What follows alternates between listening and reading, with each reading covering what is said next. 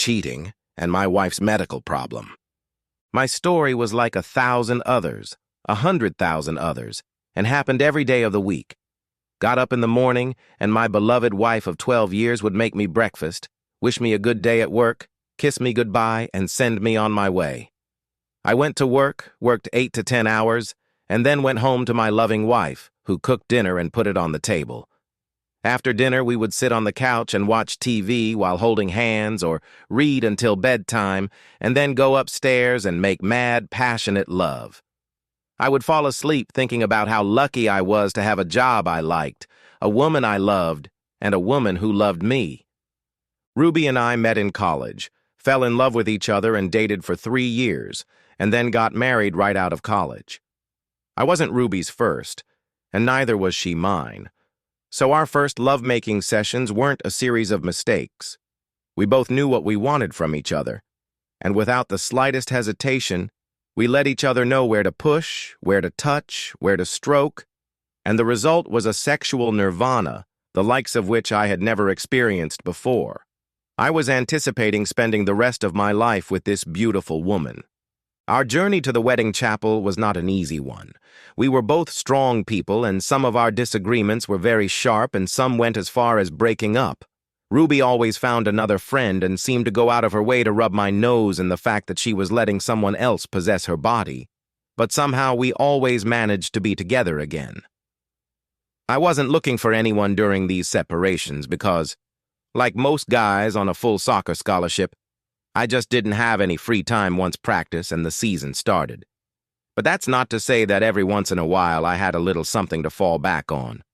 One day at a frat party, I came down the stairs after a very tumultuous love affair with a gorgeous redhead, and found Ruby on hand with her current lover casting a baleful glare at me.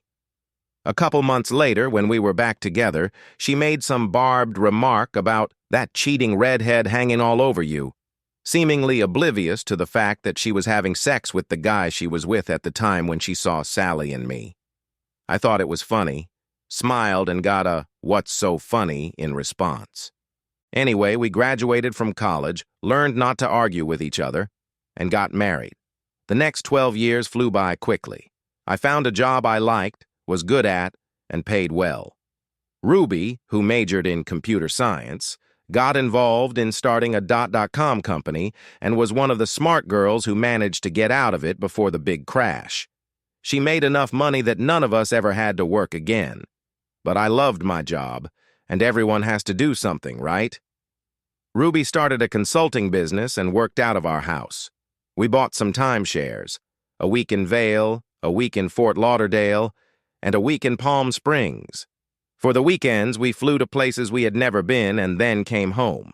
Life was one big adventure for us, and as a result, our marriage never reached the stale stage that many other marriages are prone to. Ruby never allowed our love life to become stale. She was inventive and always willing to try something new, and her appetite for sex was enormous. There were times when I would come home from work, and Ruby would tell me she wanted to have quick sex before dinner and we wouldn't get out of the bedroom. She was the perfect wife, loving, caring, and sexy. I worked hard to keep up with her, and I do mean I had to work hard. In high school and college, I was constantly working out, playing one sport or another, and as a result, I was in great shape. After college, the sudden cessation of daily physical training combined with the good life I was now leading had caused me to put on extra pounds where they weren't needed, and Ruby once said that she hoped I wasn't so out of shape that she had to take a lover or two to help me fulfill my manly duties. Some time spent in front of a full-length mirror and an honest self-assessment convinced me that I needed to return to a full exercise regimen. It took 6 months, but I was back to my college playing weight, and daily exercise kept me at that level. Ruby, of course, commented, "Greedy asshole, aren't you? I guess you want to keep me to yourself. I was so looking forward to you helping me. Well, maybe you'll snap out of it. Come on, love, let's go and give those muscles a good workout." So, good job, good fitness, great wife, great love life, and great marriage. Life was good. Up until the day I got home early and found out that Ruby had actually gone and found me help. I came home early because I had just finished a project that made my company a ton of money, and my boss had given me the rest of the week off as an added bonus. When I got home, I found that there were two unfamiliar cars parked in the driveway, and I had to park on the street. When I entered the driveway, I knew immediately what was going on because I heard her coming down the stairs. One long howl that I knew all too well, "Gimme sex, gimme sex, gimme sex, gimme sex." I considered turning around and leaving, but realized it would plague me until I got home. If I went upstairs right then, I would at least get the satisfaction of ruining someone else's day. But I didn't do either. I shouted up the stairs as loud as I could, "Honey, I'm home. I'm making a pitcher of martinis and I'll be right there." I then made my way to the kitchen and did just that. The kitchen is situated so that the stairs are visible from it, and I saw two guys in their early 20s rushing down the stairs trying to get dressed and go outside at the same time. I almost laughed, but I didn't. I grabbed a pitcher of martinis and two glasses and headed up the stairs to come face to face with a trembling, guilt-ridden wife, who should have been begging me for forgiveness but wasn't around that day. I found a slightly bewildered Ruby. She greeted me with, "Well, you sure know how to ruin a girl's day." I looked at her and replied, "You and your two friends haven't done much for me." I poured her a martini, then took my glass, walked over and sat in the chair across from the bed. She sipped her drink and watched me, showing absolutely no remorse. I couldn't believe how calm I was taking it, at least outwardly. Everything inside me was shaking, so I asked, "What are we going to do next?" I could have been knocked over with a feather when that insolent cheater replied, "For starters, you can go here and finish what Hal and Phil started." I was on the verge of enjoying myself when you scared the poor things. I was so surprised I even started to get up and do it, but then caught myself and sat back down. Ruby giggled and said, "Don't fight it, love. Right now you're looking at me lying here and you want to make love to me. Your face may say bullshit, but your pants say otherwise. You can take care of this now. You'll feel better, and then we can talk." I sat in the chair with a sagging jaw. I finally pulled myself together and took a sip of my martini. "How can you even think I would want to follow someone else?" Ruby grinned. "That shouldn't worry you, lover. You've been doing this for years, and it hasn't slowed you down one bit." I sat in the chair and thought about how none of this was real. I must be dreaming and having a nightmare. In real life, I would be raging, throwing chairs, punching my fist into the wall and yelling at Ruby. She'd be crying, shaking from my rage, apologizing and making promises that it would never happen again. I shook my head to clear my head and asked, "How long has this been going on?" Ruby looked me straight in the eye and replied, "How long have we known each other?" I looked at her with disbelief written all over my face, and she replied, "That's right, baby. I've had lovers on the side since the day I met you. The only time I didn't get extra sex was on our honeymoon." I stood up and started to leave the room. "Where are you going?" I didn't answer, and when I reached the stairs, she shouted, "David, come back, I need you." I turned and went to the bedroom door. She had already gotten off the bed and was pulling on her robe. "You don't need me, Ruby. I don't know what you need, but obviously it was never me." And I walked out of the house. I spent the night in a motel with my cell phone turned off and, having the rest of the week off, drove back to the neighborhood and parked on the next street over from the house. My pager started ringing around 9. That's when the switchboard at the office opened. I assumed that Ruby was trying to contact me at the office, and they, in turn, were trying to get a message to me. I turned on my cell phone, and it started ringing almost immediately, and the caller ID showed that it was Ruby. I ignored the cell phone and pager, and around 10:30 I saw Ruby pull out of the garage and head towards town. I went into the house, gathered all my clothes, and cleaned up my home office. At the last minute, I remembered my golf clubs and grabbed them. Now I would definitely have plenty of time to play. I went back to the motel and checked in for a couple more days, and then called the office. There were 19 messages from Ruby, and the receptionist asked me to hold for Charlie, my boss. He got on the line and asked where I was, and I said, "Ruby calls here every 10 minutes. She's frantic to find you. You need to call her and let her know where you are, if only to unload the switchboard and take the pressure off Claire." I realized what he was getting at and called Ruby on her cell phone. "David, where are you?" "You don't need to know. All you need to know is that I have the rest of the week off, so you don't have to bother them at the office." "David, please, we need to talk." "No, Ruby, you feel the need to talk to me. But I do not. Repeat. Do not feel the need to talk to you, and I have no desire to hear what you have to say." And I hung up. I spent the rest of the day looking for an apartment, found a good one, and played 18 holes of golf.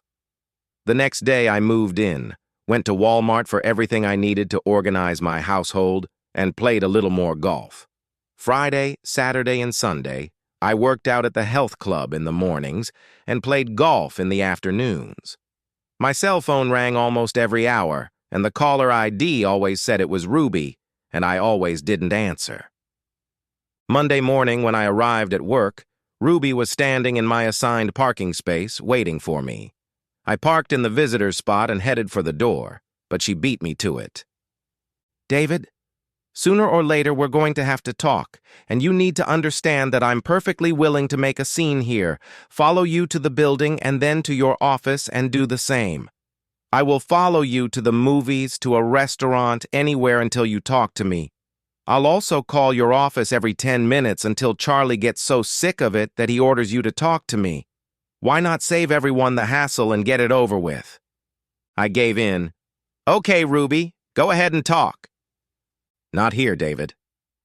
This is where I work, Ruby, and I'm expected upstairs in a couple minutes." "Okay. Come home after work. I'll make us a nice dinner, and then we can have martinis and talk afterward." "Sorry, Ruby. I'm not going back to this house, and a restaurant or bar is out of the question because I might lose it and public scenes aren't my thing. Be here at 5 when I get off and we can talk either in your car or mine." And squeezing past her, I went up to my office. She was waiting for me at 5 when I left the building. I got in the car with her and she handed me a large envelope. "What's this?" "Read it." I couldn't. It was all medical mumbo-jumbo, so I told her so. She took the envelope, flipped through it, pulled out 3 pieces of paper and handed them to me. "Look at the dates when you read it." The first one was dated March 14, 1983. I did a quick mental calculation. She was 13 years old then. I still understood almost nothing, but the words acute nymphomania caught my eye. And at the bottom of the page it stated that the condition is best treated, and gave the name of some unpronounceable drug. The next letter was dated 5 years later, wrote the same thing as the first, and stated that since Ms. Markowitz refuses to use the unpronounceable drug, hysterectomy remains the only option, and although the chances of correcting Ms. Markowitz's condition are no better than 50-50, the undersigned recommends it.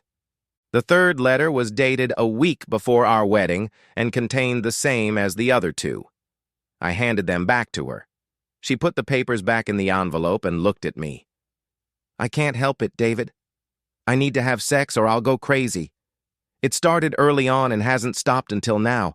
The only remedy is unpronounceable, and I refuse to take it because it turns me into a zombie. The only thing they can offer is a hysterectomy, and if I go down that road, I will never be able to have children. And I want children, David, I really do. Every year I go back to the doctors hoping that they have found a cure or at least a reasonable way to control the disease, but so far they haven't. And if I can't control it, I won't be able to have children." She saw the look on my face and instantly read, "Because I can't be sure they're yours.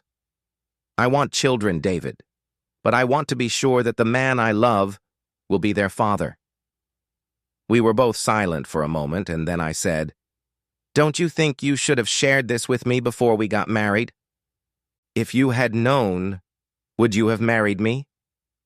The look on my face must have answered that question, because before I could answer, she said, "You know, I tried not to drag you into this story, David.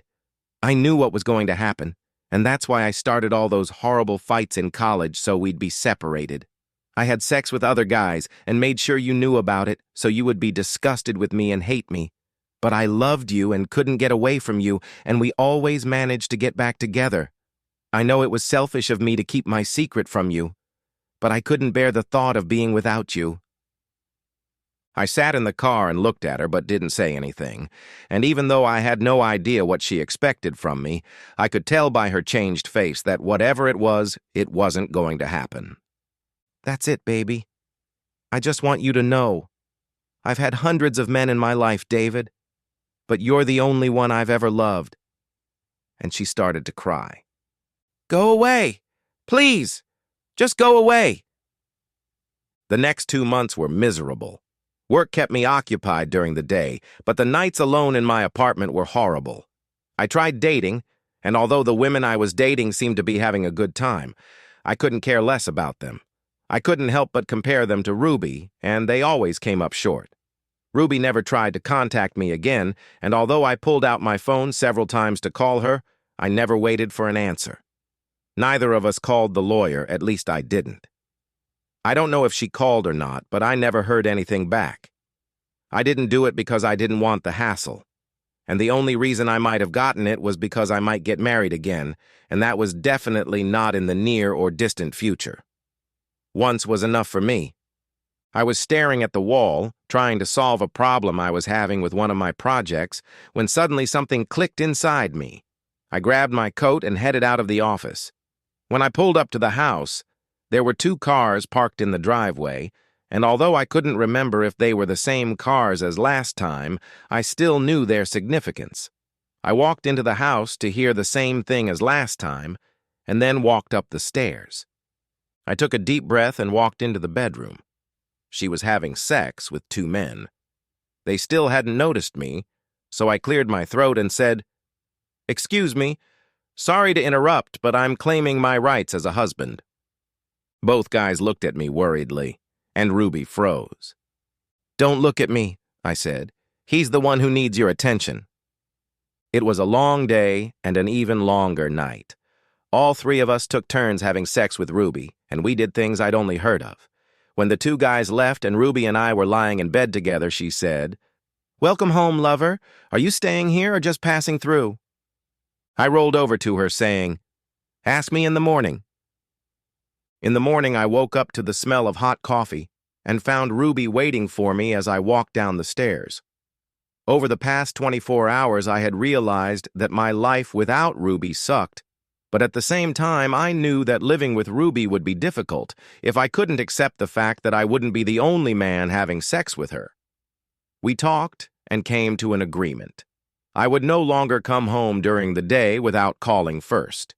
She, in turn, would make sure that at least once a week, 1 or 2 of her lovers would come over in the evening after I got home from work to help me get used to what was going on. I have to admit that I enjoyed the previous evening very much. The coming weeks and months are going to be very interesting, and maybe even a little exciting. The end. Subscribe to my channel. Thank you.